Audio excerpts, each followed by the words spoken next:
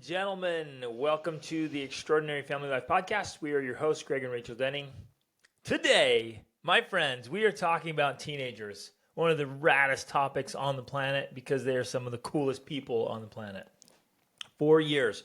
From when I was a kid, I remember people bagging on teenagers and teens and then you hear parents, if I can just make it through the teen years, and teens are so hard, and their hormones and blah blah blah, and all of that negative talk. Not only is it not helpful, it's not true. It's kind of prejudice. It's prejudice. It's belittling. It's ridiculous, actually. And if I might be absolutely frank, if you're having trouble with your teenagers, that is an indication that you are, how shall I say, not strategically parenting, and maybe haven't been for a while, and so you're just reaping rewards from former behaviors. And I know that can be painful to hear, but it's actually the most powerful thing you can hear. It's the most important thing you hear. If something's off with my kids, I don't look at my kids and go, oh, there's something wrong with my kids. I need to send them to some kind of camp, or I need to send them to somebody to fix them or whatever. I need to stop and be like, whoa, what am I doing or not doing that's making this ineffective or making it harder than it needs to be? Well, yeah, the most painful truths are often the most powerful truths, because what that means ultimately, that's what I love about the whole idea of personal responsibility and accepting responsibility for the outcomes in your life. It means you can actually do something to change it.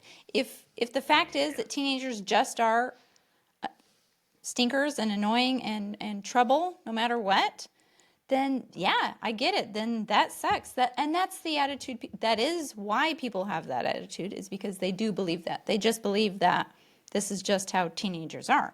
Because they don't understand that there's a lot more that we can do as parents to make the teenage years actually enjoyable and something that you love instead of something that you loathe. Exactly. And it should be something we celebrate, enjoy. Yeah. It should be a stage and a phase of life. It's some of the it was amazing. It is some of the funnest times of parenting. Yep. I mean, sincerely, I believe that, because that's when your children actually start, from my experience, become your friends. Because before that, they're your children, and you have to take care of them, and they are dependent on you.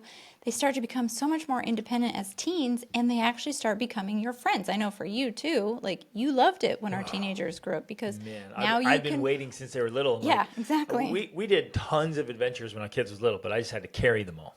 And I just remember, I loved every bit of it. I loved carrying them. I loved baby adventures. I loved toddler adventures. I loved little, kiddo kid adventures.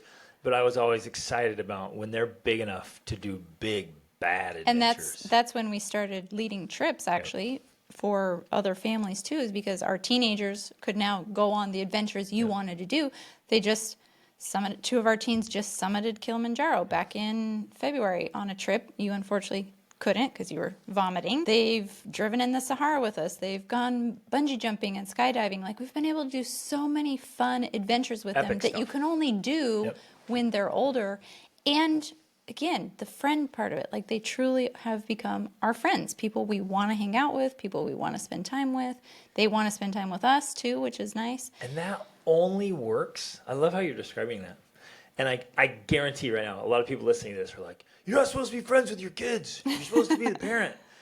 And so that's what I'm saying. Like, the only way you can be friends with your kids is if your kids are super mature and responsible and, like, easily capable, influenced. They have to be very capable, very competent.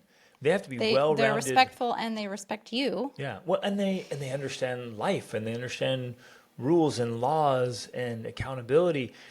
Then you're not babysitting. You're not fighting with them. You guys, we have zero. And I'm not over exaggerating. I'm like, we have zero concerns or problems about our teens. Zero. Like, there's no issues. And the only way that works. We currently have, well, not technically 5 teenagers, because 2 of them are now in their 20s, but barely we had 20 4. now. We had 4 teenagers at once, and now We have 3. But yeah, this is confusing. We have 5 young adults. Yep. Some of them are teens. Yep. And if teens, and I would say the majority of teens, at least in our culture, are still childish. Mm-hmm. And so that friend stage, if it ever comes, it comes much later. But if your kids are mature and responsible and fun and pleasant to be around, and you love them, love spending time with them, and they love spending time with you, it's awesome. That's the epitome of awesome family life. You have like no issues or worries and This doesn't mean why, no problems and no obstacles and no challenges in life. That we need to clarify that that's what that means. It's not rainbows and unicorns, and they're still navigating the realities of life. You're still helping and mentoring them navigate, figuring out the next stages of life and relationships and emotions and all of these things.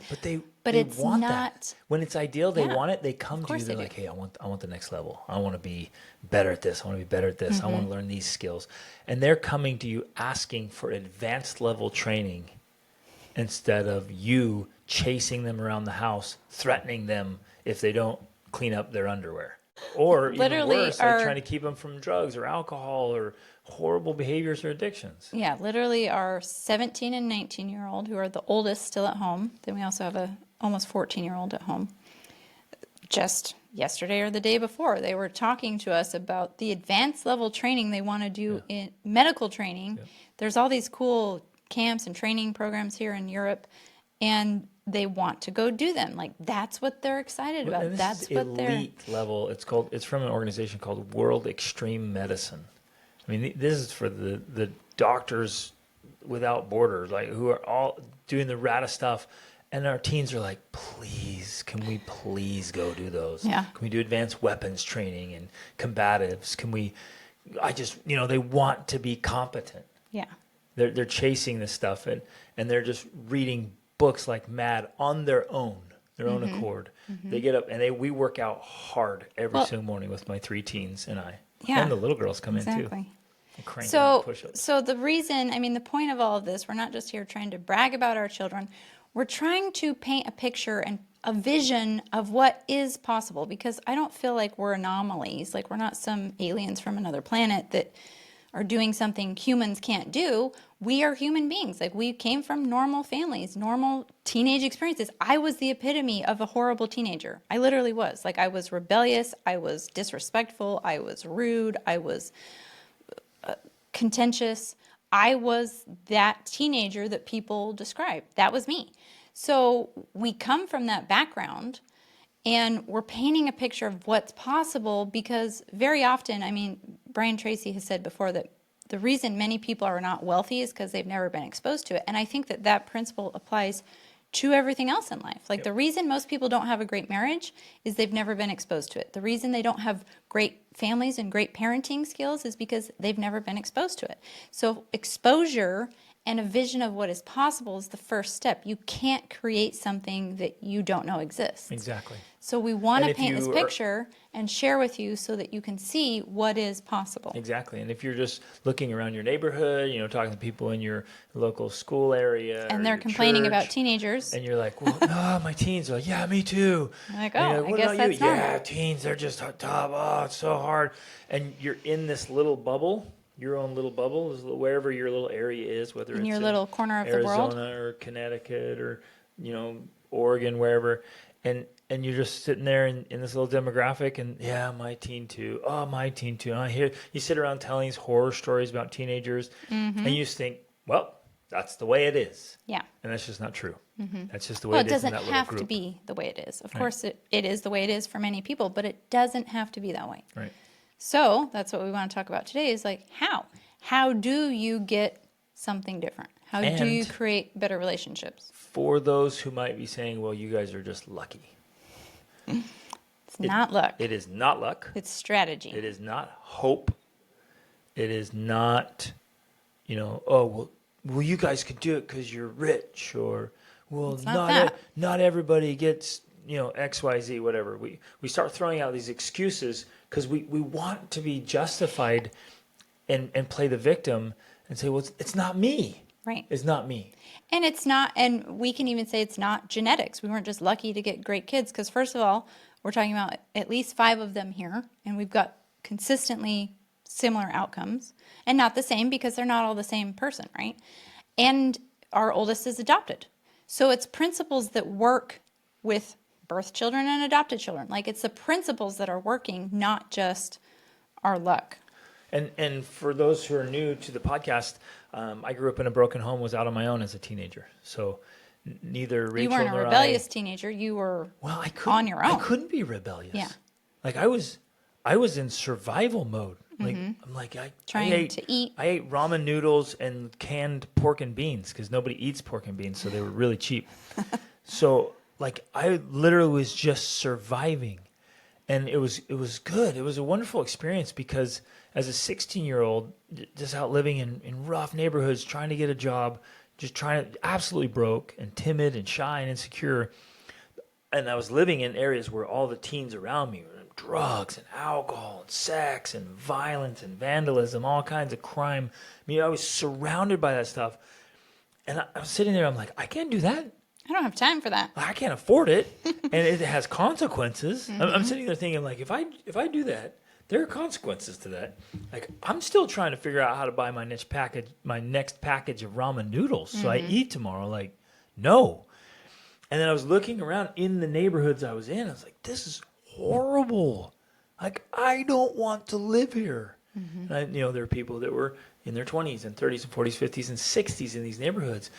And luckily, as a 16-year-old, I was like, I'm not spending the next 40 years like this. Ain't no in the world. Like, I'm not going to do what they're doing. So I only want to paint that picture so that none of you think, well, okay, if you two just came from these wonderful families and you have this advantage in life, you had parents that showed you how to raise teenagers. Neither of us had that. And we had to figure this stuff out. And we were very deliberate and strategic about it, and that's why it works. And so if we can do it, you can do it. Anyone can do it. Well, and plus to explain the process too, it was very much a trial and error, and we figured out things that worked by experimenting and then did more of those things. So it's not like, there was no mistakes and it was perfect the whole way and that we never had any conflict. That sort of stuff happened, but we were able to be strategic in figuring out what worked and what didn't, and then to stop doing the things that didn't work and start doing more of the things that did work. So by the time our second teen, our third teen, our fourth teen, now our fifth teen, we're like, okay, we know what is working, and we can get more consistent results with it because we figured it out, right? And that doesn't mean we know all the answers, I guess, but we figured out a lot of things. Right. That I would say is our super simple superpower that we can share with anybody. It can be anybody's superpower. Literally any person on this planet, this can be your superpower. Those of you listening, like it's like we just kind of hand it to you. It's not ours to give. I mean, anybody can access it, but we're kind of hypothetically just handing you, like, here's this superpower, use it. And it's just what you said. It's like, just notice what works and do more of that. Notice what doesn't and do more of that. Now, noticing isn't just enough. You have to research it. You have to study. You have to practice. So when you get out, and do this with everything in life, when you get out and you try a lot of things and you try them quickly, and you try to implement a lot of strategies, and you're watching and really paying attention, you're being deliberate about what you're doing, you collapse time. So what would take somebody years to figure out, you can figure out in a few weeks because you're just trying a lot of things and paying really close attention. Yeah. Most of us are just rolling along, kind of dazed, and confused, with our fingers crossed, hoping our kids turn out. The funny thing I have observed with people and parents is that it's like they have no sense of urgency. Right. I have noticed that people will realize there's some issue with their child or their teen, and yet they take no action on it. They do nothing about it. They might reach out and ask a question, but then when it gets right down to actually taking steps, they procrastinate or they dilly-dally or they never make a decision. And so months and years will go by and they never do anything to actually try to make a difference or to solve the problem. I think that is one of the fallacies that many parents face, is that they just don't have any sense of urgency about, I need to do something about this and I need to do it now, not tomorrow, not next week. Like, if there's something that's a potential disastrous outcome down the road, and that's another thing too, like, we have learned to pay attention to the warning signs, that there's a train wreck coming at the end of the road, but if you can pay attention to the warning signs before that wreck, too many people wait till the wreck. And then that's when we get the phone calls about my child attempted suicide, or they did this or this or this or whatever, all these horrible things that we don't want to happen. They wait until then, rather than our approach has always been to pay attention to the warning signs, which are the small things. Like unless you have a good relationship with your teen and they are healthy and happy, everything else is pretty much a warning sign. Really. Like all of the behavior issues you're concerned about, those are all warning signs. Yep. So pay attention to them and take action now instead of waiting for it to go away or to resolve itself or whatever. That's an approach we've never used. We don't wait for those things. Right. We just, that's a warning sign. What can we do about it today? One thing that a lot of good parents don't realize is that the warning sign that they often mistakenly assume is normal behavior. Mm-hmm. Like, that's normal, tween or teen behavior. And I want to emphatically say today, there's some things that aren't. Yes, there are some things that are normal. Like it's normal for an 11 or 12-year-old to want to do nothing. Right. Especially boys. 11, 12, 13. Yeah. They're in this phase of anything that requires effort, I'm out, right? But expecting them to just grow out of that on their own, that's actually not normal. Yeah. You have to intervene in order to change that behavior, that temporary behavior, which can become a permanent behavior. So then they're 30 and sitting in your basement and still don't want to do anything. Right. And rudeness, disrespect, like strange behaviors, like sleeping in way long and staying up super late, and you gotta start distinguishing what are the warning signs, the ones that have to be addressed immediately and do something about it. So I would plead with all of you, do not procrastinate, don't hesitate. If you see anything that's off, take action on it immediately and keep taking action until it is resolved. Now that's it has to be done in the right way. Exactly, that's where I was going. There's an art and a science, because if you're just I have to take action, and you just start pushing, being a dictator, you'll push your kids right out of your life for good. You'll actually create the very thing you don't want. You'll cause more problems. Sometimes the action you need to take is actually on yourself.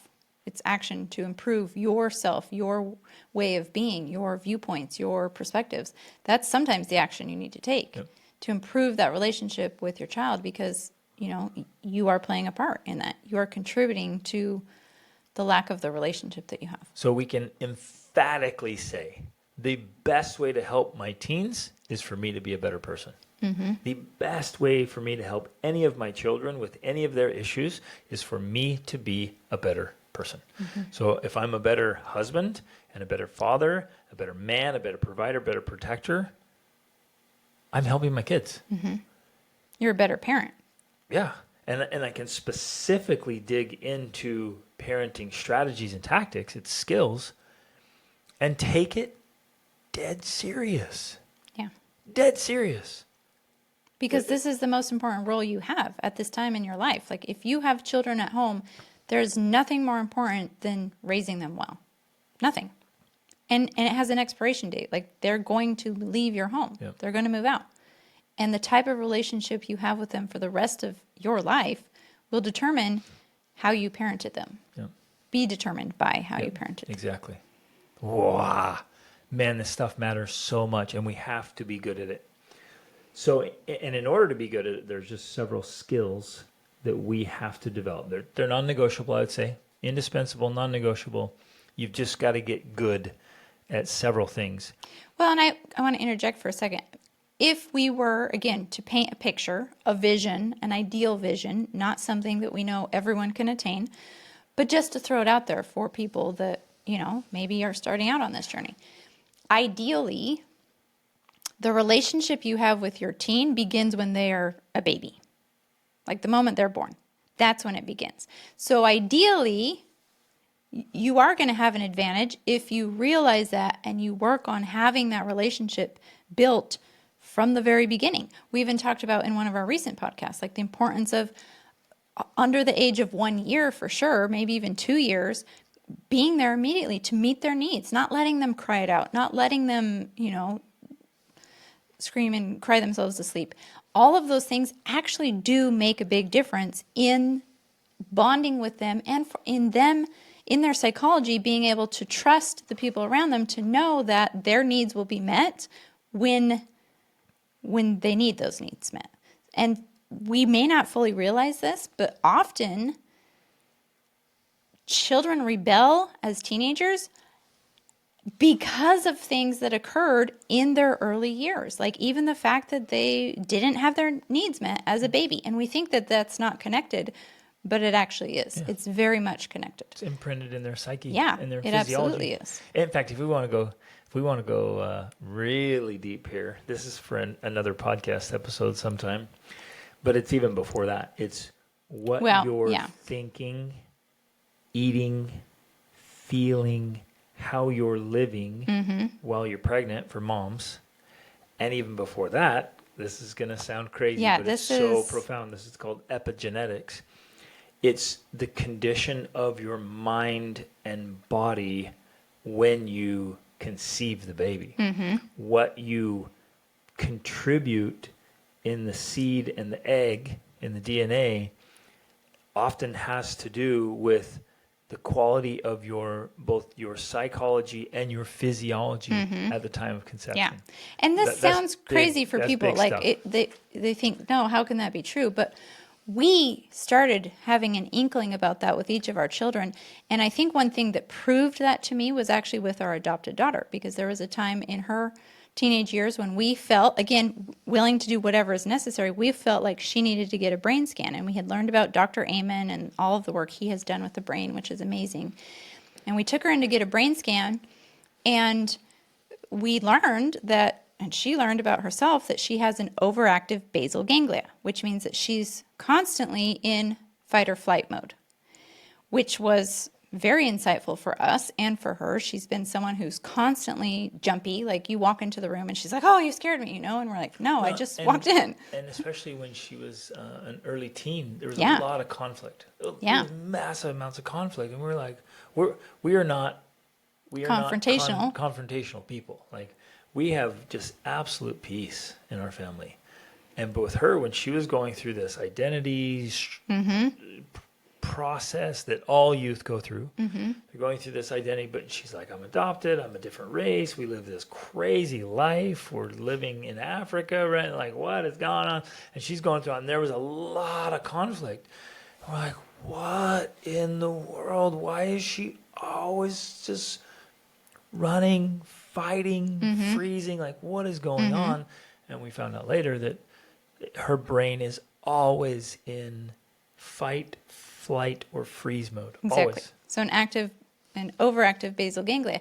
But what was fascinating, that ties into what you were talking about a minute ago, is that the doctor told us, oh, you have this overactive basal ganglia because either your birth father or birth mother had something traumatic that happened to them that activated these genes, and they were then passed on to you. And she said it may have been even up to a grandparent. Yeah, which was really interesting. Blow your mind. But I mean, that's the scientific proof right there, that something that happens to you or the state that you are in, especially when a child is conceived, is passed on genetically.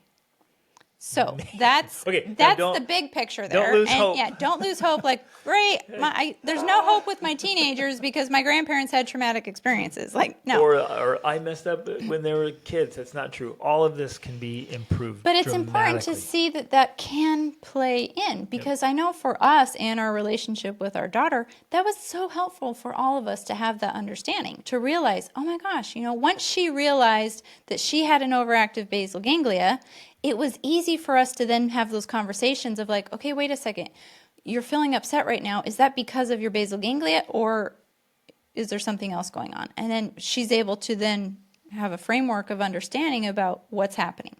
And it's so helpful for her, and it was so helpful for us. So it's good for us to know those types of things that might be going on, because otherwise we're thinking, I have no idea what's wrong with this kid. Yep. I don't know what to do with them. But when we have understanding, even going back to that sort of stuff, the genetics, then it helps us to be able to come up with a strategic plan that helps us to get the results that we want and the results that they want. Our children want to have good relationships with us. Yep. That's what they want. Never ever underestimate how much your kids want to please you. Exactly. They do. And so we just have to do our part to make sure we're not pushing them away. Yep. Okay, we're not going to talk about this today because we have a specific question. We're going to address a specific issue, but we have to mention so many behavior problems with teens are caused by lack of sleep and poor food quality. If you'll just improve how well they sleep, make sure they're getting good sleep and enough sleep, and make sure they're eating good food, the vast majority of behavioral issues and problems and weird stuff just go away. Including It's depression. Just because they're tired and their brains are starving. Yeah, including depression and anxiety. We, specifically our oldest daughter again, but I think that this is true for all of us, myself included. If she does not get enough meat, specifically red meat, she literally will start to feel depressed and anxious. Well, and that's true. Well, there's tons of research on that. They said that low-fat diets are a major cause Or contributor. And contributor to depression. Yeah. And it's just like our brains are either starved because we're not getting enough fat and protein, or we're poisoned. Yes. We are literally being poisoned, especially in the United States. We are being poisoned by the so-called food that's being sold to us in grocery stores, gas stations, and fast food restaurants. Yeah, it exactly. is insane. Well, especially all the seed oils. Like the seed oils are just toxic, and that's in every fast food restaurant and in most of the food in the grocery store. And the food dyes, most of and the restaurants. Syrups. Yeah. Just All of that garbage. is contributing to poor mental health. And you might be sitting there thinking, like, what? No, how could high fructose corn syrup be causing my kids rebellion? And you're like, well, it's messing with your brain. And, okay, here's the best way. Just step back. When you get hangry or tired, are you less patient? Are you more reactive? Do you think clearly? And most of you know this because you had a kid up all night or something's happened. Just skip one night of sleep and don't eat. And let's see how clearly you think. Let's see if your How behavior, patient you are. if your behavior is aligned with your ideal self. Yeah. Let's push your limits a little bit. Yeah. Let's put you under a lot of stress, a lot of pressure, and then I'll be like, well, why aren't you behaving like your best self? Exactly. Surely it can't be food or sleep, sir. And we all realize, like, oh, yeah, it's just happening on a different level. So your kids are just living on Mountain Dew and Doritos. And staying up late and sleeping in. And you're wondering why endlessly. they have bad behavior. And you're like, what am I doing? You're like, well, there it is, right there. Right. Anyways, that's a different topic we've covered before, and we'll cover again, I'm sure. But that's a fundamental issue. So start with that. Get that cleaned up. And to paint this picture here, because we talked about our teens and this vision of what teen life can be like, we do have to clarify that in order for it to be that way, there are a lot of fundamentals that we have in place that just help things to go a whole lot smoother. That's one of them. Yep. Our teens are allowed to choose their bedtime and what time they wake up, but we've taught them the principle of the importance of good sleep. So they might choose their bedtime, but they're not staying up till 1, 2, 3 in the morning. If it's a late night, it's usually midnight or 11:30. And then they wake up when they're rested, but they're not sleeping in till noon or 10 or 11. So those are foundational principles that are playing into all of this because that directly affects behavior. And the behavior why can't I think of the word? The behavior affects our interactions together as parent and child. Yep. So there's certain things like that, as well as the thing I mentioned before about building that bond with them while they're young, that directly is impacting the relationships. Now, if you didn't do that, if you had a rough baby and child rearing phases, it's not too late. You can still build those bonds, but it is going to take more work because we have to understand, and I want to go over this really fast because I think it's important, the emotional bank account, because that's going to really play an important role in the relationship with your teens. And essentially the emotional bank account is whether or not the needs of your child are met. if they're met and you're meeting them, you can have capital with them. You have emotional capital. You have money in the bank, so to say. But if their needs were not met when they were children, they're also hungry, tired, depressed. They literally have a negative balance. They're overdrawn. And it's going to be so much harder for you to have the relationship with them that you want. And, as we'll get to in the question here, to be able to ask them to do things. Yep. Because you literally have an overdrawn account.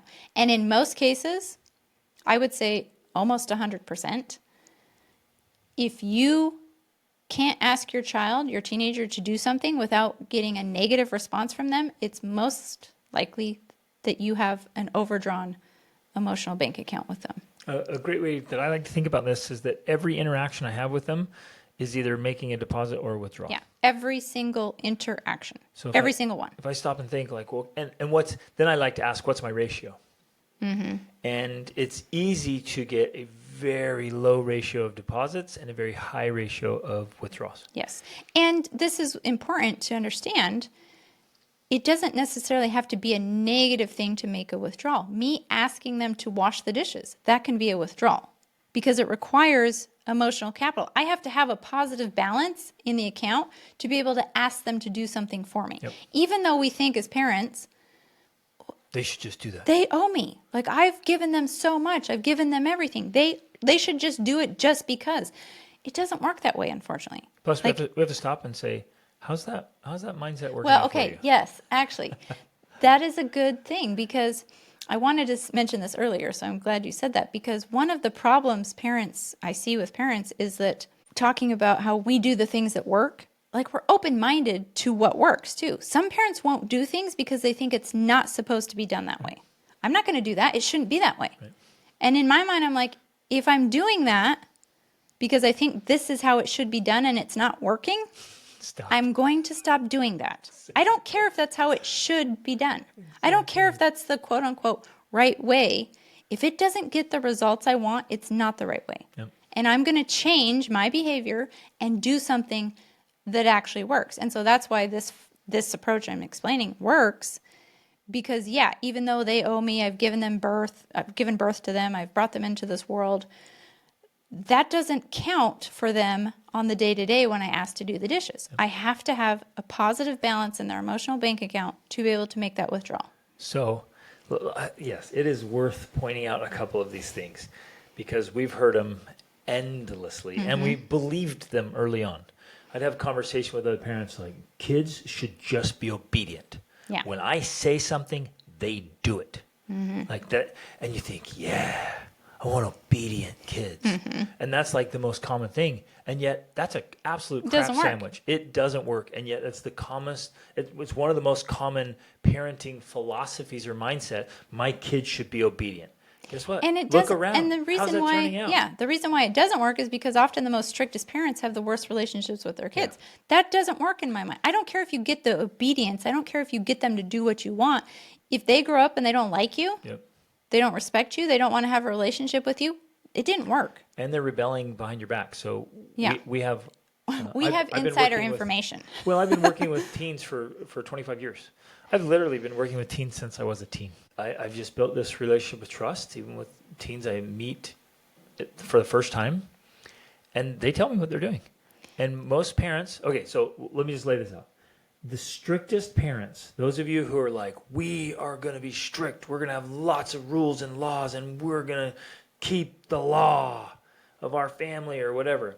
The strictest parents have the most rebellious children. And especially because they're often secretly rebellious too. And the parents don't know. Strictest parents are often the most... Naive? Yes, naive or clueless or just... I don't want to... I mean, it's not... I don't want to use derogatory words like clueless or ignorant, but like they don't know. They're the ones that are most likely to not know what their kids are actually doing. Yeah. Because if you're really strict, your kids get very, very good at hiding. Right. Which was behaviors. Me too. I was that teen. But we've seen it because we also lead trips for youth, and our teens are completely open with us. They literally tell us everything. Everything they listen to, everything they do, we know it all. It doesn't mean we agree with it. I don't agree with all the songs my children listen to, but the point is they don't have to hide it from me. They know that they can listen to it when I'm around because we have that open type of relationship, and they can be themselves in front of me. Where on these trips and stuff, our teens will talk about how, oh, well, this family's not allowed to listen to this music, but this teen loves to listen to it when he's not around his parents. And ironically, that teen who's not allowed will have a secret playlist that is so explicit and so horrible. Yeah, it's almost even the worst. Oh, it's the worst yeah. one. You're like, okay, the kids with the strictest parents, with the, quote, highest standards, that kid has the secret music playlist that's the worst. Yeah. And they're the behaviors when they sneak out and do horrendous things, like, oh my gosh. It's like a child who's controlled too tightly feels like they have to fight for their freedom, and they go way farther than they would otherwise. They feel almost forced to go too far because of that kind of strict parenting. And I can speak to this personally because that is exactly what happened to me when I was a teen. My dad was very controlling out of the goodness of his heart. And it just is human nature, I think, that actually backfires and has the opposite effect. So I was making decisions, and I vividly remember this. I made decisions not based off of what was best for me and what I actually wanted, but whether or not it would make my dad mad. That's not the place you want your teens to be. You don't want them to make a decision. To make him mad. Oh, I was trying to make him mad. Yeah. I wanted to make him mad because it felt like a way of getting back at him for his control. Yeah. That's and I knew raising my children, I did not want them to ever be in that place. I want them to make good decisions because they want to make good decisions. And the only way they can actually do that is if they have the freedom to make the decisions they want, which means they get to choose the kind of music they listen to. And we'll talk about it and we'll say, oh, do you know what that means? Oh, wow, yeah. And then they may or may not choose to listen to it anymore. But the point is, well, they will, but sometimes they don't always. They do choose good music. But the point is that they get to practice the skill of choosing for themselves rather than being told by me or you what they can and cannot do. Let me just double emphasize that. When we as parents tell our children and enforce what they can and cannot do, it rarely works. Well, they don't get to practice their decision-making muscles. Right. Like it is a muscle that you have to work out, you have to practice. And the fewer decisions you get to make about your life, including what music you listen to and what you wear and where you go and what you do and who you hang out with, all of those things, they don't get to practice using those muscles, then when they actually do use them, it's often in the wrong way. And, like me, they rebel against what you want and do the worst things that you don't want. The only reasons they're doing it is simply to get back at because you controlled them and told them they couldn't do it. Right. So I just want to emphasize this again. Control doesn't work. No. And I know why you're controlling, because you want your kids to make good choices. But you forcing them to make a good choice is not the same as them making a good choice. And it often pushes them to make the wrong choices. Exactly. So your inadvertently, desire, it's collusion. Yeah, exactly. You're inadvertently contributing to them making the wrong choices. So in a very real way, you are a dictator. And you are a totalitarian. And you're a communist. The term is authoritative. And authoritarian. You're authoritarian. And a communist and a socialist in your own home, while you're spouting how evil those things are in governments and societies. No, never. I would fight to my last breath against a dictator. I'm like, have you looked around how you lead your house, man? You're the dictator in your own home. And it's causing all these problems. So I want more than anything else, and maybe you've never even done this. Maybe you've not gone through this, and so I invite you to do it. Go through this exercise. What do you want more than anything else for your kids? The number one thing always has been, I want my kids to be absolutely superb, happy, healthy human beings. As mentally, adults. emotionally, physically. Yeah, the whole shebang. Socially, I want financially. them to be successful, truly successful and happy. That's what I want for them. Next down, I want to have an incredible relationship with them. And in that, I want to an adult friendship ultimately. Yes, I want to be great friends as adults with my kids, but I also want to be their mentor. I want them to want to come to me for advice and counsel and like come seek guidance and bounce ideas off me, even to tell me, hey, I made a terrible mistake. I want them to come to me openly and build this beautiful relationship. And so wanting those 2 or 3 things the most, more than anything else, I got very strategic about what actually works to create those results. Not what I heard about, here's another example. Kids just have to work around the house. Like, I do all this stuff, so they have to do their part, and they're going to do it, and there's no choice. It's like all day, every Saturday, chores. Right? I hear this stuff, and I look at them like, how's that working out for you? Like, oh, it's great. Everyone does chores all day, every day, Saturday. We get so much done. It's great. I'm like, well, what do your kids think about it? Are they willingly helping out? Are they just counting the days until they get out from under your thumb? Are they, again, we have to stop and say, how's that working out for you? You have these strict ideas, these really fixed mindsets about how things are supposed to be. And the vast majority of the time, it's not working at all. So ultimately, if it's not working, if what you are doing is not working and it's not getting the results you want, then it's time to be open to other things. Yep. Let's get to the question. That was a long time to get the question, but that's okay. It's all very important stuff. And on and on. Like, when we got to get to the question. And all of this is we've already read the question. So everything we have said is very relevant to the specific answer. Yep. Right. So the person who asked the question may be listening to this and be like, whew, okay, there's lots of answers already. One more I have to pull in, though, as you pull up the question. Screen time is, we just finished, and we talked about this, but we just finished the anxious generation. And specifically, he says in there that social media is causing mental illness in our teen daughters. Specifically, it's worse for girls than boys. And he used the word cause. It's not correlation, it's causation. Social media is causing mental illness in fact, he has teen the data that daughters. shows from the time that essentially social media apps and selfies came out in 2010, since then, depression and suicide in teens specifically has just gone through the roof. And he's saying that video games are causing our teen boys to be less successful, meaning they're less developed, they're less engaged. They're not succeeding. Less risk taking, which is actually a good thing. Right. So right there, just boom, it's one of those other fundamentals. If you have teen boys or teen daughters, you're going to have one of them. If you have teens, video games and social media specifically are causing serious problems. So if you want to avoid problems, you want your kids to be healthy and happy and fit with all these other things, even with this question, you've got to remove those other things that are literally causing problems for our teens. Yes. Or not introduce them in the first place. Yep. Okay. I just want to rant about that. Well, what do I do? I know. We need to do a specific episode about that. How do I get the video games out of my home? How do I get the consoles out? I'm like, take them skeet shooting. Throw that console up in the air and send a 12 gauge right through it.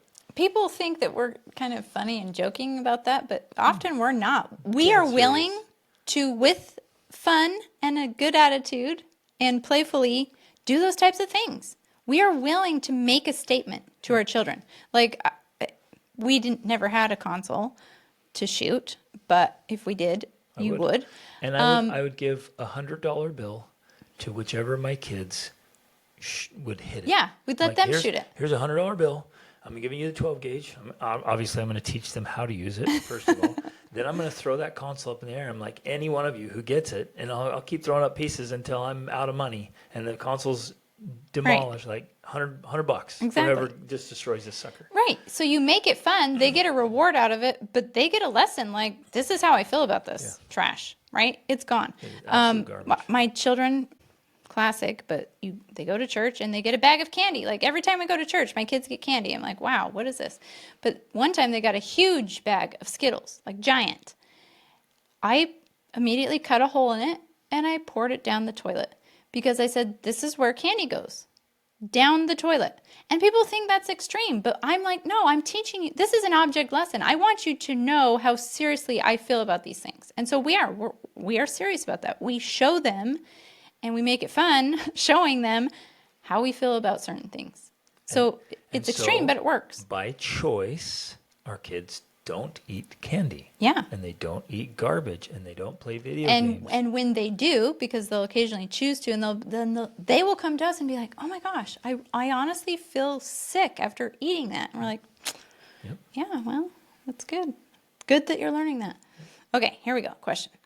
One topic about teenagers I didn't get to ask. We have a 28-day challenge where we have coaching every week, and so we were talking about this, but this one didn't get asked. When you have a teenager who's generally a good kid, but when it comes to me asking about them to do something, they won't do it. Sometimes they're openly defiant. Anytime I come back to ask if it was done, the excuse is, I didn't hear you. Or I ask them to do something and they say, okay, and then they don't do it. I'm at a loss as to what to do. Whoa, that's like right out of a parable in the New Testament. Yeah, exactly. If a father has two sons and asks them to go work in the vineyard. One says, no, I won't, and does it, and one says, yes, I will, and doesn't do it. Exactly, right. Now I lost my place. Oh, I'm at a loss as what to do. I'm trying so hard not to lose my cool. They're super introverted, so taking away friend privileges is not a big deal. Let me finish. Okay. Yeah, because I've got lots of thoughts too. But they don't do much all day. They aren't really motivated towards anything. The only thing they love at this point is ballroom dance, and that doesn't start until the fall. I hate to turn everything against them as a punishment, but I don't know how to hold them accountable. Any advice? Okay. First of all, don't turn anything against them as a punishment. This is, in my mind, it's an error in the approach, not in consequences. Sometimes I think, let's circle back. Yeah, So that's a good thought, actually. Most parenting fixed mindsets are heavy consequences. Discipline equals punishment. You get the punishment. You get the consequence. And we come up with anything. Like when I was growing up, and I know in your I house, got grounded. it was the grounding for months. Like there was some infraction, like that's it, you're grounded for months. You're like, what does that have to do with the infraction? Well, nothing. I'm just angry. So you get timeouts or spankings or whatever. I'm like, wait, hold on. How in the world can you even in your mind make any remote connection from the relevance of this action and this consequence? Right. So, yeah, that's one. Back to these fundamental foundational pieces that we have in our approach. One of them is I never think of punishments. Right. Like, I never think that I need to punish my children. That's just not in my mindset or my vocabulary. I am not trying to punish my children for anything. And why? Because punishing doesn't work, for one thing. There you go. That's why. But that is like one of the most common parenting strategies. Right. Punish your kids. Right. And for many people, disciplining just equals punishment. Like you're trying to find a way to discipline them or to punishment. To me, the only thing I'm trying to do is make connections. I'm trying to make real world connections so that they understand the long-term outcomes of their choices. So in a case like this, I would be trying to make the connection for them between what happens if you sit around and do nothing all day and don't do what you're asked long-term in your life. So what's the long-term outcome of that? You're looking for natural consequences. Yeah. And connected consequences. Cognitive connections. Yeah. So that in their heads they understand the connection that makes sense. between their actions right. and behaviors and choices and attitudes and the outcomes. Right. So that, again, we have to emphasize this. We want our kids to choose to do these things on their own, not, well, I'm only going to do this because somebody's sitting here watching me. And I'll be punished if I don't. Exactly. Right. That is the worst reason. So I don't know this, the exact specifics, but in my mind, in this case for me, if say I'm asking them to do the dishes and they don't do it, or they said, I didn't hear you, not as a punishment, but the next time they came to me and they said, what's for dinner? I might say like, oh, I'm sorry. I didn't hear you. You wanted food? Wait, did you expect me to feed you? You wanted me to feed you? Wait, what? Well, I asked you to do the dishes and they didn't get done. So I guess I'm not going to hear you when you ask for dinner. It's a playful way of And we will bringing do it around. We will do it playfully, but we'll be serious of like, Yeah, playfully "Oh, serious. wait a minute. You're asking me I asked you to do the feed dishes you? and you didn't hear me, but now you're asking me for dinner. So I'm not hearing you. Exactly. Or, And or I'll just say, we're making it directly connected. and again, because that makes sense, right? A child doesn't want to help make dinner and they don't want to clean up after dinner, but they fully expect to be fed. Right. And so we start making those connections early on. We're like, whoa, If you don't want to help with the get dishes, food, then you don't get to have the food. you don't get to eat. Because we use the dishes to eat food. And if we don't clean them, then we don't eat. Because dishes are the natural consequence of eating. Yes. And so if they don't want to participate in the cleanup, then they don't get to participate in the eating. Yes. And we just start making that connection early on. And pretty soon, guess what? Man, kids are like, oh, I'll do dishes. I love dishes because I love eating.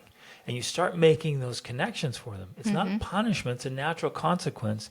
And you're just constantly reiterating, oh, wait a minute. You don't want to clean up your room? Okay. Well, you can sleep out back on the patio. Like, fine, I'm taking my bed. No, that's my bed that I bought. So you're not taking the bed. Fine, I'll sleep in the hammock. That's also my hammock. Well, I'm taking a sleeping bag. Did you buy that sleeping bag, son? No, you didn't. Well, fine, I'll just sleep in my clothes. Who paid for those clothes? You put on the clothes that you've purchased with your own money and go sleep out back for a couple nights. And then we'll have a conversation about why it's important to clean up your room. Now, I'm not doing this angry and fierce and crazy because some of you are listening like, oh, that's hardcore. Yeah. I'm teaching natural consequences. Well, and you're pointing out something that is obvious, but unfortunately isn't that obvious to them. Like they don't, often until you say it, they honestly have never thought about it. They never thought like, oh, these aren't my clothes because I didn't buy them. They just grew up and always had clothes and always had food. Yeah, they always had clothes. They always had food, which is as it should be, right? I mean, we're in no way condoning you not giving clothes and food to small children, right? But as they get older and they start, that's where entitlement starts to come in because they continue to have that childish mindset. And they hate it. And at some point, you have to point out for them. Yet it is your job to begin to point out things that should be obvious, but are not because they're not yet adults. And it's challenging. It's difficult to go from being a child to a teen because as a child, everything was provided for me. Exactly. And everything like, was done for wait you. Wait a minute, Mom and Dad. I've always been able to just have clothes and food and shelter and all this stuff. Like, why are you taking it away? It's like, well, because we started teaching along the way a little bit. But now I'm like, hey, you're big enough now and capable enough. You need to start carrying your own weight. Well, and you need to start understanding how the world actually works. That I have been providing for these things for you with my time and my money and my effort. And until you have that realization that, oh my gosh, yeah, actually all of this did come from Mom and Dad, then you don't have any sense of gratitude or appreciation for it. Yep. And it's not like, I don't know that we've never physically taken all of our children's clothes or anything like that, but we've definitely had the conversations. Right. We've definitely talked through that. Like, well, actually, I bought all those clothes. The conversation's enough. I bought that phone. I bought that. Right. With usually like the worst it's ever, and it's not even worse. Like it was never even bad. It never got bad with any of them because we're teaching them along the way. And then when they push back a little bit, we're like, okay, well, like, how about you just go just go today without whatever. We just picked there was the whole day without it. We used to do this thing called Thor's Day, right? Because our kids loved Thor, and Thor's Day was Thursday. And on Thor's Day, they were required to only eat the things that they bought for themselves. And prepared for themselves. And it was very instructive because they then suddenly began to realize like, oh, wait, I can't use salt? We're like, no, you didn't buy the salt. You have to buy your own salt. That was the coolest day ever. Yeah. They went and bought some things and they came home like triumphant. They went to the store on their own, came home like, yeah, this is awesome. And they start preparing their food. And I'm like, whoa, that's my salt. Like, what? I don't need to buy a whole salt shaker. I'm like, it's my salt. I had to buy a whole salt shaker. I use butter. I'm like, don't you dare touch my butter.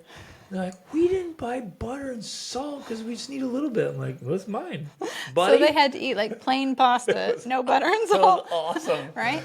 But, and that was such an instructive experience for them to help them begin to wrap their minds around the natural consequences in this world, like how things actually work. If you want certain things, they don't just magically appear. Someone has to buy them and has to bring them home and put them in the kitchen. So that to me, like, it's not about finding a punishment, but it is about helping them understand.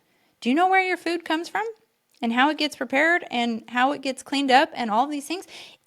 No punishment has to be involved. You're simply teaching them the laws of nature and the world. Every human being has to, I would say, prepare, really starting cook, at 12 or 13, they start carrying more and more responsibility.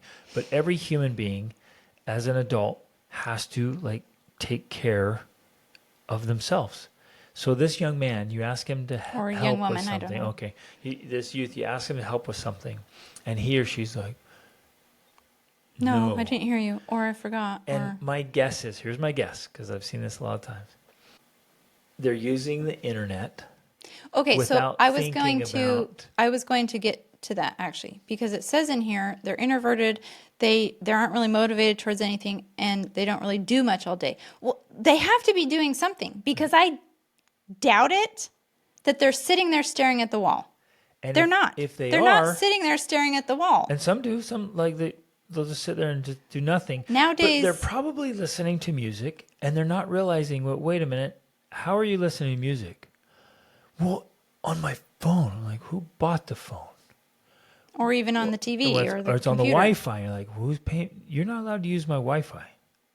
Yeah. Without earning it. So. Oh, well, fine. I'll just sit here. Sit where? That's my bed. That's my couch. Get off my couch. And again, I'm saying this with firmness, but I'll be smiling at my kids and I'll be like, get off my couch. And they're like, fine, I'll sit on the floor. I'm like, that's also my floor because I'm paying for it. I'm just going to stare at the wall. That's my wall. You want to just go outside and look at something God created and get off my property. Go right to the edge of fine, I'll sit on the grass. I'm like, I pay for that grass to look like grass. Go find something. Yeah, go down the street and where there's nobody taking care of it and paying for it. Go sit there. Right? And if you're in a deserty place, like that right there. And I'll take the kids. I'll be like, look, let's go down the desert. Like, this is what happens when nobody's paying for it. Here's nature, when nobody's paying for it or right taking here, care of it. this is kind of free. But if you become a squatter, I bet the cops will roll up. So it turns out you have to earn your spot in the world. And with a tactful conversation, fun but firm, it usually never takes more than a conversation or a learning experience. And usually I'll make it fun. Like, hey, let's do something for the next 24 hours where the only thing you have access to is what you yourself have earned. Yeah. Ooh. And so essentially, to boil this down a little bit, all you're doing is you're looking at whatever is happening, because despite what this says about they're not doing much all day, I guarantee you they're eating. Yep. They're going to the bathroom and using toilet paper. Yep. Yes. They're sitting somewhere. I'm sorry, I pay the sewage bill, and you've never once in your whole life paid the sewage. You are not using that toilet. And you don't buy the toilet paper. I'm like, what am I supposed to do? Figure it out. Yeah. But so you're just taking their normal existence and connecting it directly to their actions or lack of them. Yep. You have to make that connection. Yes. And especially if they are doing something with anything you have bought, whether that's a TV or music or devices or entertainment at all, I'm sorry, that's gone. Yep.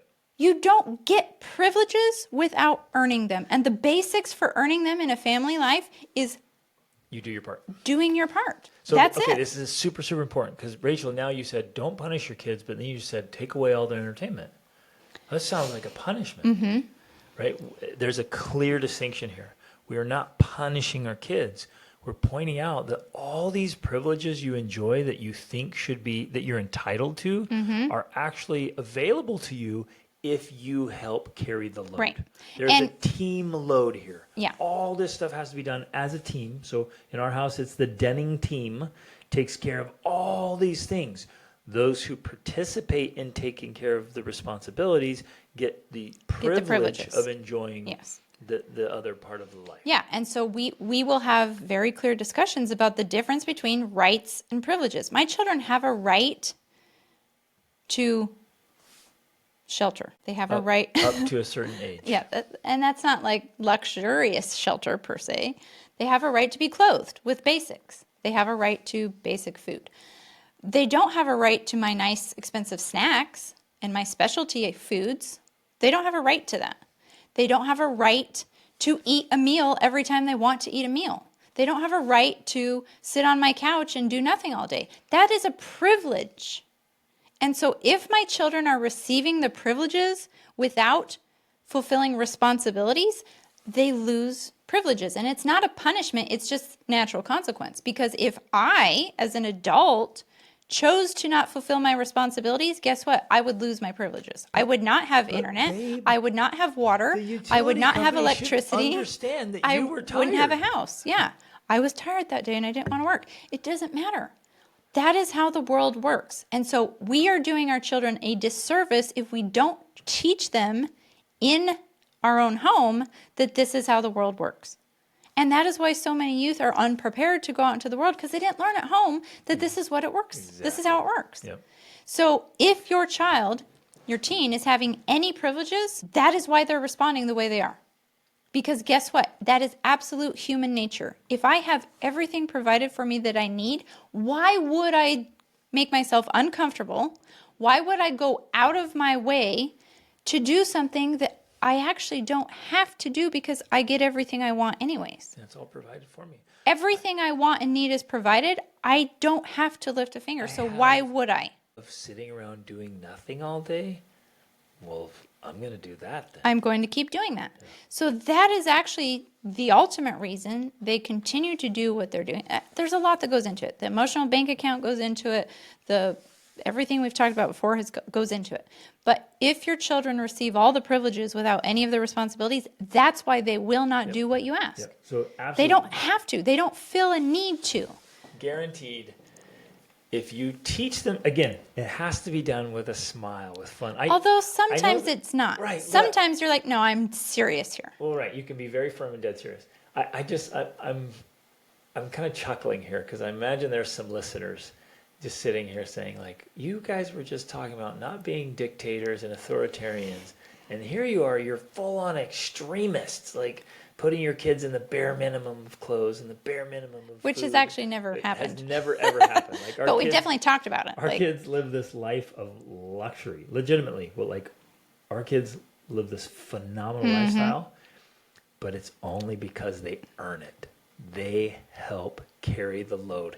If they ever stop, then they start losing privileges. Yes, they start losing privileges. Like, bro, okay, you don't have to help us out today. That's fine, but I'm definitely not going to feel like I need to feed you. I'm definitely not doing that password on your device so that you can listen to audiobooks. It's not even your device. Like, no, you're not using my device, and we're not giving you the password to the internet because you're not willing to help us. We're not willing to help you. Like, we're in a relationship here now. We're almost like, once you reach a certain age, we're bartering.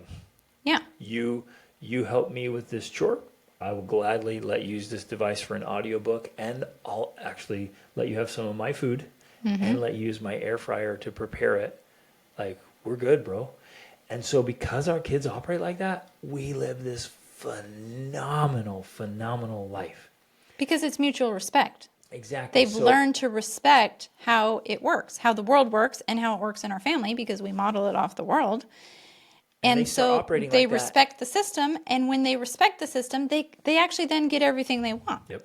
I mean, I think the perfect example within the last year is our 13-year-old son. Because as is normal, he started going through that phase of like, I don't want to do anything. I don't want to do chores. I don't want to work out. I don't want to do this or that or the other. But he of course wanted all the privileges. Yep. And so we had to pull back on those privileges. Because that happens, it's just a fluctuation. Sometimes they end up getting all these privileges, and then you're like, why are they not contributing? Why are they not helping there? And you pull back on the privileges. And of course, they put up a stink. That's just normal. Every person is going to do that. They're going to be like, what? I used to get all this for nothing, and now I have to work for it? Wait, responsibility and maturity? This is painful. But trust me, if you just stick firm and stay true to what you have said, and say, yeah, if you want this privilege, this is what you got to do. Over a period of time, and for me, it's never been longer than a week, they'll finally say, okay, fine. And then they do it. And then once they do it, then they get into the habit of doing it. And so over time, that's what's happened with him. He'll be 14 in September. And now today, he gets up early. Well, okay. He goes and works out. Let me paint this picture. Yeah. I'm out. I'm always the first one up, and I'm out. I listen to scripture study while I'll go out with my dogs and kind of check on animals and things around the property. And early, I hear the music rocking in the gym. I'm like, what's going on? It was him. Yeah.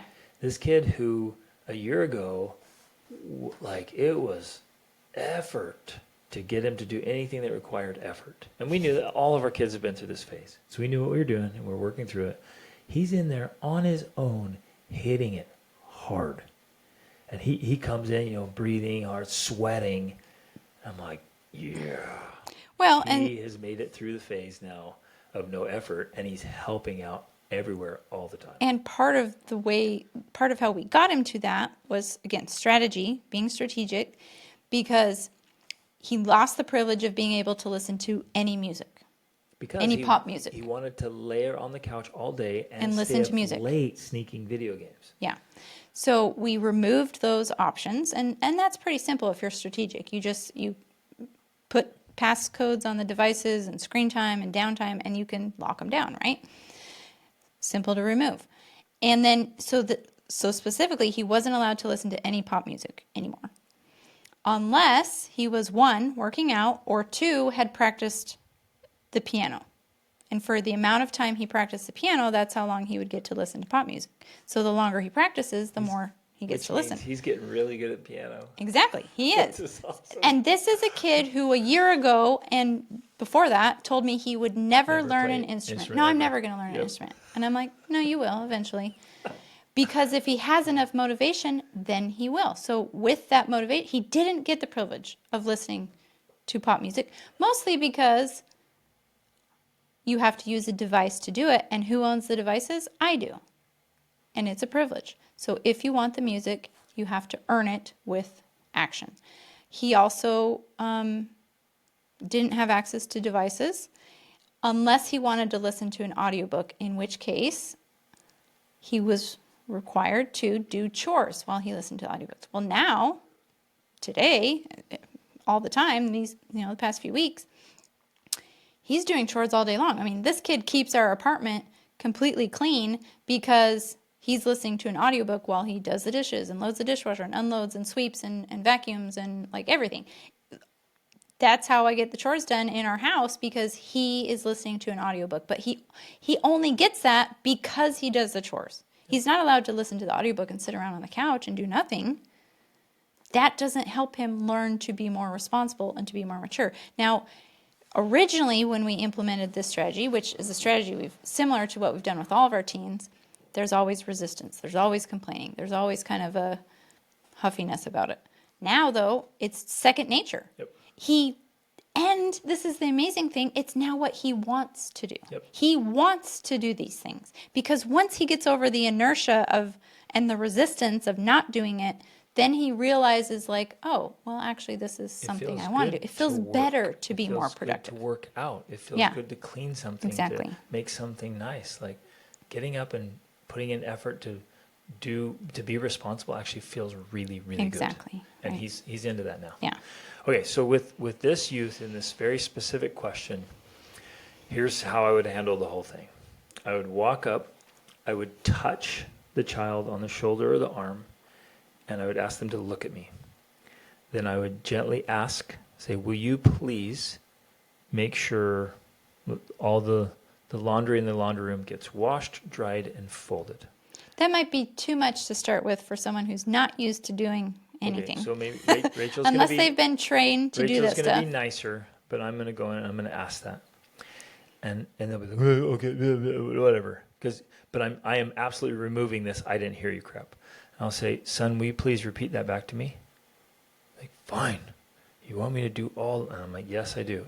And I want you to do it before dinner tonight, if you would like to eat with us. Okay, and Rachel's nicer than I am. I'm going to teach them, right? In fact, maybe this is what I do. I'd make a breakfast, and I have everyone come sit down, and I said, nobody is allowed to eat another bite of food in this house. Here's why. Who pays for the food? Like, well, Dad does. Yep. Who pays for the rent or the mortgage? Who pays utilities? And I would take a piece of paper and write it out. You know, We've done this. Here's the mortgage. Here's utilities. Here's the internet. Here's food. I'm right on. Okay, it's like it's $7,000 for you to enjoy our life. Right? I'm just throwing out numbers. And they're like, whoa. And I'm like, and what we ask you to do is to help around the house. So I've made breakfast. I've outlined a bunch of this in my family systems and charts. So everyone needs to get Rachel's family system charts, and you actually have to implement it. It's so powerful. And so then you say, nobody is allowed to eat breakfast this morning until beds are made, rooms look decent or clean, brush teeth, the things you have to do to get. Well, I mean, going back to the foundational things, I mean, that is one of the things. And I teach it in the family charts and course. They are not allowed to come and have breakfast until they've done their morning routine, which includes making their bed, brushing their teeth, grooming themselves, getting dressed. Like, all of those are requirements. Those are their responsibilities to earn the privilege of a breakfast, specifically if it's prepared by me, especially. Well, especially, but I'm just saying, my approach is like, all of this food in this house is mine. So you may eat my food if you help me with the team Denning responsibilities. And so, especially if you take care of yourself as you were supposed to do. Right. Like why am I take care of your bed, take care of your clothes, your space. Yeah. That's just a basic requirement to start the day. That stuff just kills me. So, okay, specifically, I want to specifically answer this. So I'm like, you're not allowed to do this. And you'll have a kid or two be like, fine, I won't eat. I'm like, well, you're not eating another bite of my food unless you earn it. And I've had this conversation with every one of my children. Like, it's my food. I work, I buy it. You may have some of my food when you earn it. Period. Fine. I'll just fast. Like, okay, where are you going to fast? And I'll go through the whole thing. And if the kid keeps pushing, I'm like this. Again, this is loving but firm.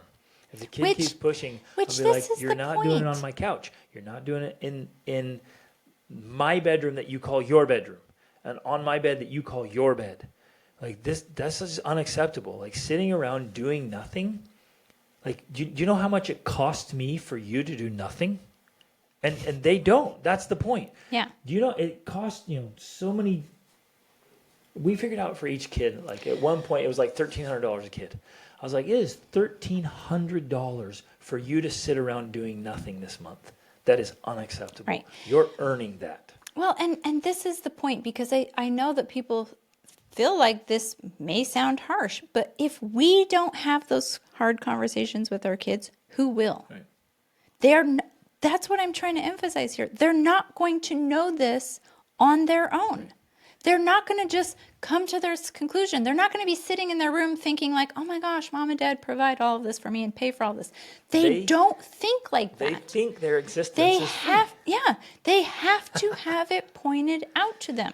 And some of the best times to point it out, it's great if you point it out beforehand. Like, preventative measures are fantastic. But if you're in a situation like this where they're not responding and they're not helping out, you have to have that hard conversation. And yes, sometimes it's not going to be completely all the time with smiles and rainbows.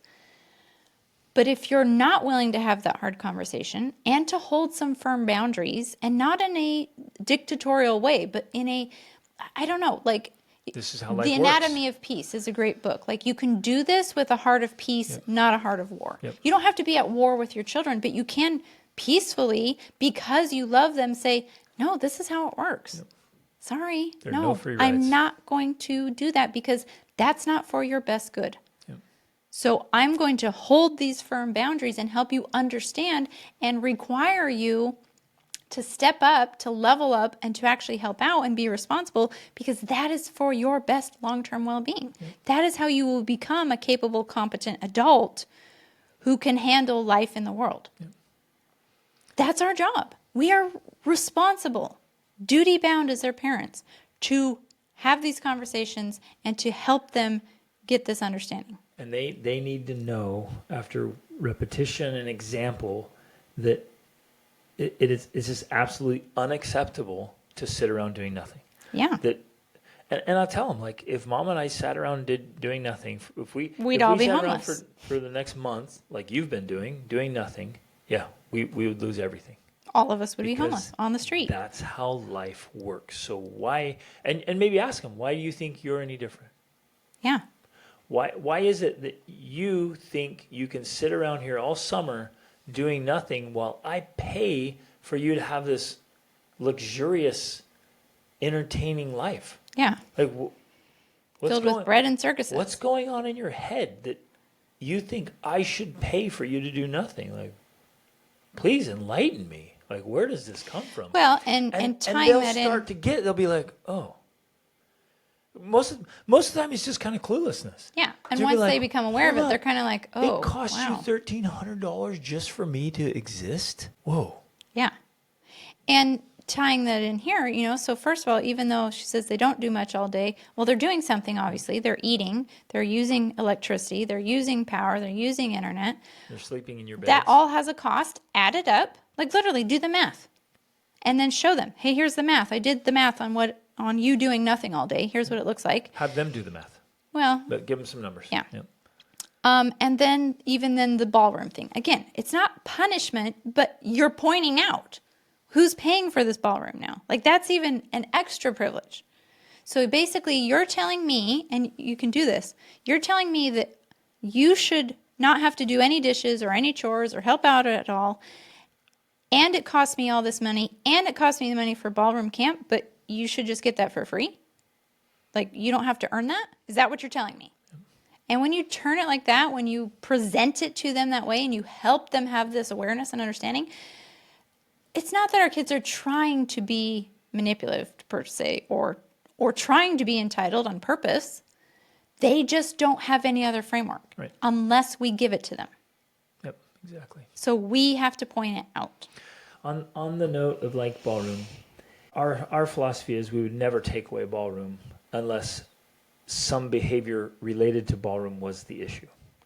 But we would definitely point out that, hey, that is costing us money. Ballroom has a cost. It has a cost. And here's what I do is like, hey, we're sending you ballroom camp. It's $600.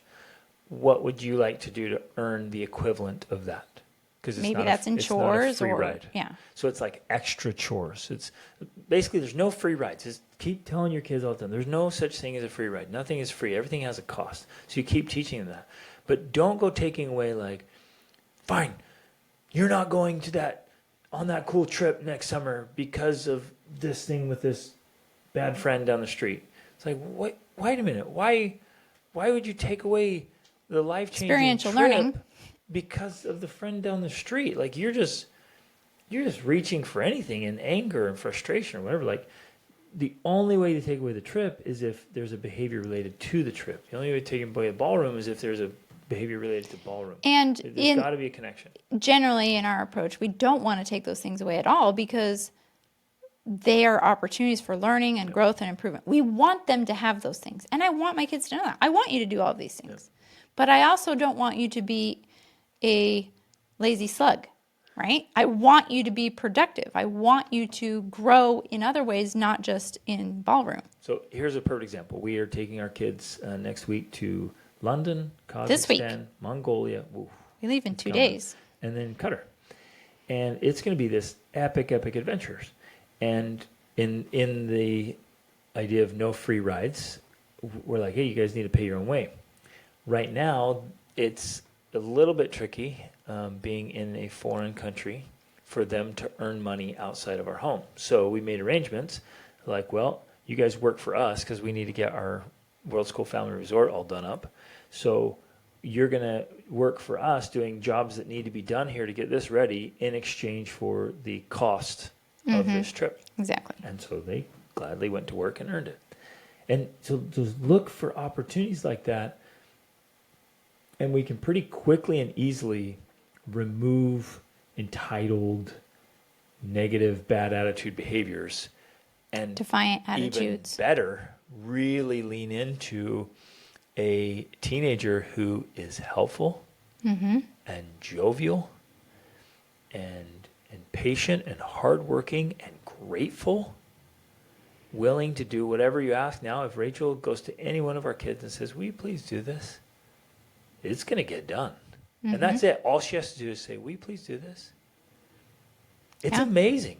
No fighting back. No, I didn't hear you. No, what, like it, they just do it. Well, and what I love, because, all of our older children, they now teach their younger siblings, and they emphasize this, and they will tell them, I've heard them say, you better do everything mom asks you.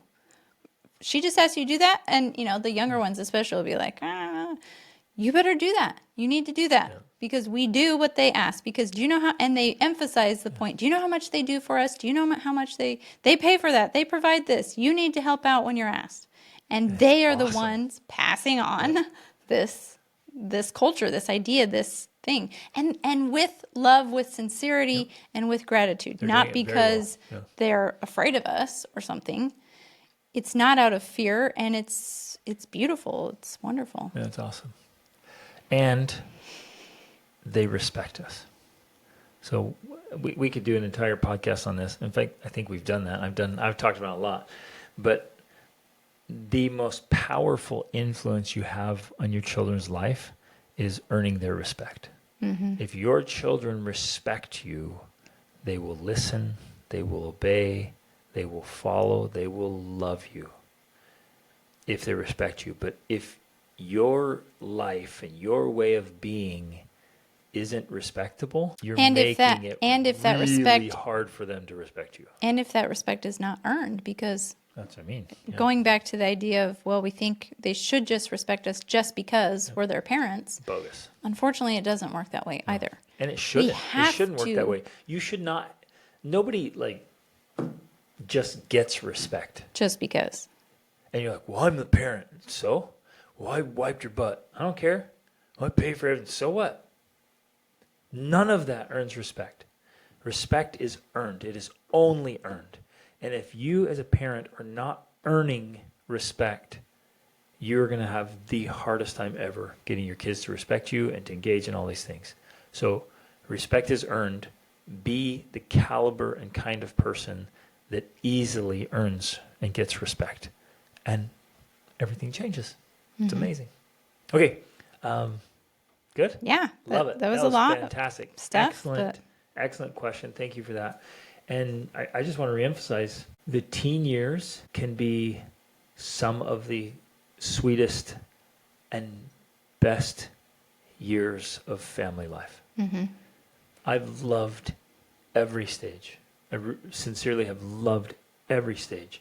And I love this teen stage. There's so much we get to do. And we're just playing and working at a much higher level now. I mean, I work hard with my kids, and man, I love working hard with them, and they love it. We play hard, and man, I love playing hard with my kids, and they love it. It is such a cool part of life, and you can have it too, listeners, because it's just strategy. It's just formula. It's just skills. And as we work on those things, we can get those same results and outcomes. So don't give up hope of that. Don't ever lose the vision of having your teen years be that way in spite of everything else you see around you, which is not stellar. It's mediocre at best. But you can hold up a higher vision and make it a reality. Okay, love you guys. Reach upward.